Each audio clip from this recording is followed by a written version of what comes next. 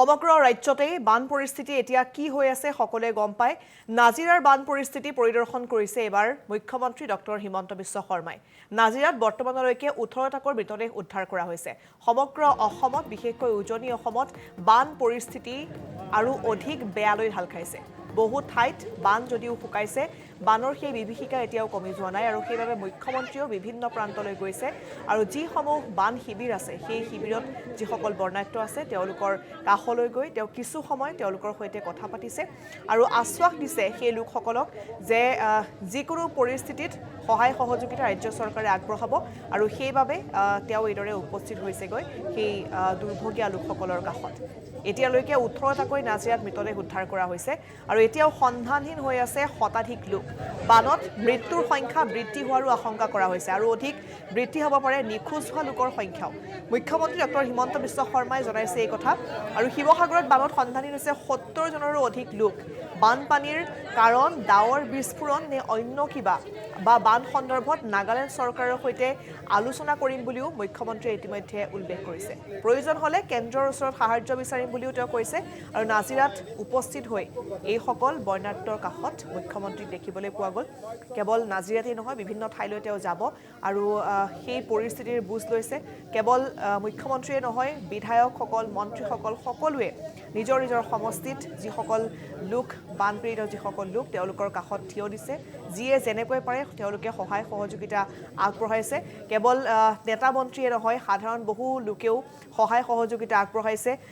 বহু লোকৰ ইতিমধ্যে মৃত্যু হোৱাৰ খবৰ আমি শুনিছোঁ কাৰণ হঠাৎ অহা সেই বানে নাজিৰাৰ বিভিন্ন প্ৰান্তত লোকসকলক উটুৱাই লৈ গৈছিল। বহু সংখ্যক লোকক উটুৱাই লৈ গৈছিল। তাৰে বহু লোকৰ সন্ধান এতিয়াও লাভ কৰিবলৈ সক্ষম হোৱা নাই।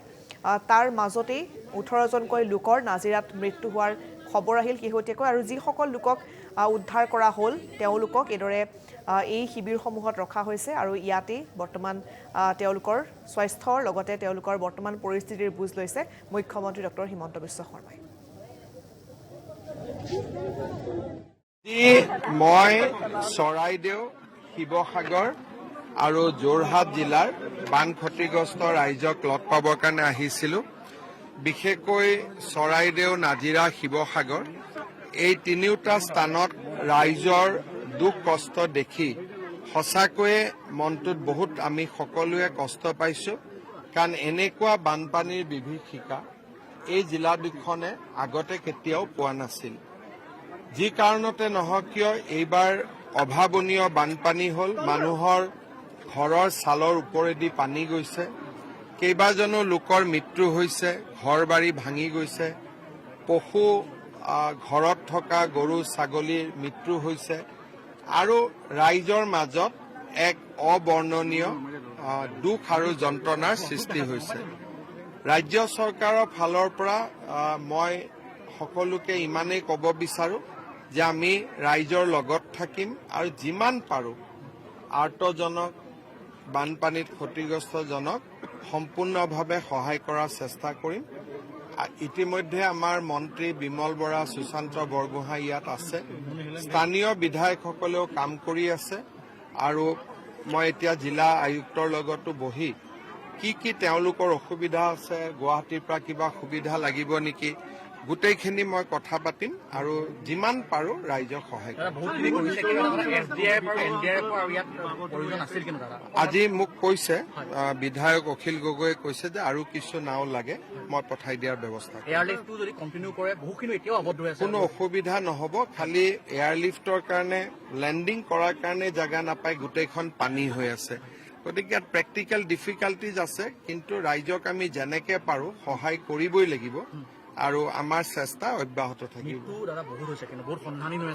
এতিয়ালৈকে মৃত্যুৰ সংখ্যাটো ক'ব পৰা নাযায় কাৰণ শিৱসাগৰ জিলাতে প্ৰায় 70গৰাকীতকৈ অধিক লোক সন্ধানহীন হৈ আছে। সেইকাৰণে মই ভাবোঁ যে মৃত্যুৰো ফিগাৰটো 3-4 দিন পিছতহে আমি ভাল কৰি গম পাব পাৰিম। কিন্তু চৰকাৰে যিমান পাৰে নিশ্চিতভাৱে যাৰ মৃত্যু হ'ল আমিতো ঘূৰাই দিব নোৱাৰোঁ, কিন্তু যিমানখিনি পাৰোঁ আৰ্থিকভাৱে আন ধৰণে যিমান পাৰোঁ আমি সহায় কৰাৰ কাৰণে চেষ্টা কৰোঁ। প্ৰাকৃতিক দুৰ্যোগ হ'লেও কিন্তু গোটেই উৎসটো নাগালেণ্ডত, গতিকে নাগালেণ্ডৰ লগত এই সম্পৰ্কত বৰ্তমান যেতিয়া ক্লাউড বাজ হৈছিল নাগালেণ্ড চৰকাৰে আমাক জনাইছিলে, কিন্তু এটা প্ৰশ্ন মনত থাকি যায় যে অকল ক্লাউড বাষ্টৰ কাৰণে ইমান পানী হৈছে নে তাতে আন কিবাও কথা আছে। গতিকে অকণ কেইটামান দিন পিছত তাতো মানুহৰ ক্ষতি হৈ আছে। কেইটামান দিন পিছত নাগালেণ্ড চৰকাৰৰ লগত আমি কথা পাতিম, কাৰণ এইবাৰ হ'ল আগলৈকে যাতে নহয় সেইটো গুৰুত্বপূৰ্ণ কথা। সেইকাৰণে তাতনো কিহৰ কাৰণে এইটো হ'ল সেইটো জনাৰ খুবেই প্ৰয়োজন আছে আৰু নাগালেণ্ড চৰকাৰৰ লগত আমি কথা পাতিম। কেন্দ্ৰৰ পৰা বিশেষ পেকেজ কেন্দ্ৰৰ পৰাতো সহায় কোনো অসুবিধা নাই। ইয়াত এটা তেওঁলোকে নীতি নিয়ম বান্ধি দিছে, তাৰ ভিতৰত যিমান টকা লাগে আমি দি থাকিব পাৰোঁ। সেইকাৰণে বৰ্তমান আমাক 150 কোটি টকা খোজাৰ প্ৰয়োজন নাই, আমি নিজেও কৰিব পাৰোঁ, কাৰণ কেন্দ্ৰই আমাক 5 বছৰৰ কাৰণে এটা পুঁজি থৈ দিয়ে আৰু তাতকৈ যদি সেইখিনি শেষ কৰাৰ পিছত যদি আৰু পুঁজি লাগে আমি কেন্দ্ৰক ক'ব লাগে। বৰ্তমান আৰম্ভ হোৱাই নাই খৰচ কৰাটো আৰম্ভ হওক, তাৰ পিছত যদি লাগে কেন্দ্ৰই দিব, কেন্দ্ৰৰ পৰা টকা পোৱাত কোনো অসুবিধা নাই। এইটোতো স্থায়ী ব্যৱস্থাৰ কথা। এনেকুৱা য'ত বানপানী হৈছে তাত আমি মথাউৰি বনাইছোঁ, ভগৱানৰ আশীৰ্বাদত এইবাৰ সাধাৰণতে বানপানী হোৱা জেগাত এটাও মথাউৰি ভঙা নাই বা ৰাইজৰ ইমান ক্ষতিও হোৱা নাই। এইটো এটা আগতে নোহোৱা নোপোজা ঘটনা। এতিয়া ইয়াৰ প্ৰতিকাৰ কি জানিবৰ কাৰণে প্ৰথম বেমাৰটো বুজিব লাগিব যে নাগালেণ্ডত কি হৈছিলে। কেইটামান দিন ৰখিলে আমি গোটেই কথাখিনি গম পাম। কম সময়ৰ ভিতৰতে অসম চৰকাৰে দ্বিতীয়টো প্ৰাকৃতিক দুৰ্যোগৰ সন্মুখীন হৈছে। চাওক, যি আছে আমিতো জানোৱে যে অসমত বানপানী আমাৰ এটা এৰাই চলিব নোৱাৰা সমস্যা। আমি সাজু হৈ থাকিব লাগে 375 দিন, ৰাইজৰ লগত আমি থাকিম। আৰু এয়া নাজিৰাত মুখ্যমন্ত্ৰী ডক্টৰ হিমন্ত বিশ্ব শৰ্মা তেওঁ আশ্বাস দিছে যিকোনো প্ৰকাৰে সকলোকে সহায় সহযোগিতা আগবঢ়োৱা হ'ব। আৰু চৰাইদেউৰ বান পৰিস্থিতিৰ পৰিদৰ্শন কৰিছে মুখ্যমন্ত্ৰীয়ে। বান বিধ্বস্ত দলবাগান অঞ্চলৰ পৰিস্থিতিৰ তেওঁ বুজ লয়। লগতে আশ্ৰয় শিবিৰসমূহ পৰিদৰ্শন কৰি বান পীড়িতৰ সৈতে মত বিনিময় কৰিলে মুখ্যমন্ত্ৰীয়ে। বানাক্ৰান্ত ৰাইজক সকলো প্ৰকাৰে সহায়ৰ আশ্বাস দিছে মুখ্যমন্ত্ৰীয়ে। আৰু এফালে নাজিৰালৈ তেওঁ গৈছে, লগতে চৰাইদেউত তেওঁ উপস্থিত হয়, কাৰণ শিৱসাগৰৰ অৱস্থা সকলোৱে দেখিছে। গাঁও চহৰ সকলো এতিয়া আছে পানীৰ তলত আৰু হঠাৎ অহা সেই বানে সকলোকে বিপদত পেলাইছে আৰু ঘৰ দুৱাৰ এৰি সা সামগ্ৰী এৰি নিজৰ প্ৰয়োজনীয় সকলোবোৰ এৰি আনকি তেওঁলোকৰ ঘৰৰ পোহনীয়া জীৱ জন্তুকেইটাও এৰি থৈ নিজৰ প্ৰাণৰ মমতাত সকলো ঘৰৰ পৰা ওলাই আহিছে আৰু আশ্ৰয় শিবিৰসমূহত তেওঁলোকে আশ্ৰয় ল'বলগীয়া হৈছে। বহু লোক এতিয়াও সন্ধানহীন আৰু তেওঁলোকৰ সন্ধানো বৰ্তমান অব্যাহত আছে। মৃত্যু কিমান হৈছে এতিয়ালৈকে সেই কথাটো আমি স্পষ্টকৈ ক'ব নোৱাৰোঁ।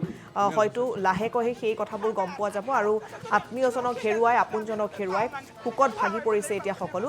লগতে মুখ্যমন্ত্ৰীৰ সৈতেও এইদৰে মত বিনিময় কৰিছে একাংশ বানাক্ৰান্ত। মই চব কৰিম। বান পৰিৱেশৰ বুজ ল'বৰ বাবে মই ইয়াত আহিছিলোঁ। পৰিৱেশ যথেষ্ট দুখ লগা।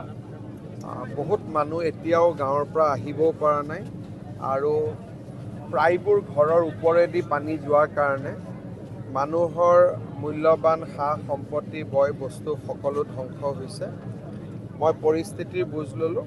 চৰকাৰে ৰাইজক যিমান পাৰে সিমান সহায় কৰিব আৰু আমি